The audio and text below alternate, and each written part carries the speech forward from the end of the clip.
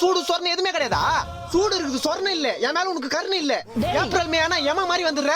உன்னால மண்டை காயுது, மூஞ்சி தீயுது, அங்கங்க கருப்பாய் உடம்பு ஃபுல்லா நெருப்பு மாதிரி எரிஞ்சு வெறுப்பாகுது உமே. நீ மட்டும் கொஞ்சம் கிட்ட வந்தா தண்ணி ஊத்தி அனுப்பிச்சிருண்டா. டேய் சூரிய பகவான் அப்பெல்லாம் திட்டக்கூடாது. சூரிய பகவானா? சூத்தீஞ்சிங்குது இங்க. வெயிலாமா அது?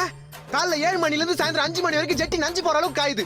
அதான் உடம்புல தண்ணி ஊத்திக்கணும்ல, சில்லுன்னு இருக்கும் உள்ளவா. இன்னும் எத்தனை நாளைக்கு இந்த மாதிரி? டேய் வெயில் காலம் வந்தா அப்படிதான் இருக்கும். அதுக்கு என்ன பண்ண சொல்ற? 30,000 கூட கொடைக்கானல் போய் ஒரு 3 மாசம் இருந்து வரேன். எது 30,000? பாத்தியம்மா, வெளியே போனா வெயில் அடிக்குது, வீட்டுக்கு வந்தா நீ அடிக்கிற. இந்த வெயில்னால எனக்கு எவ்வளவு வேதனை பாத்தியா?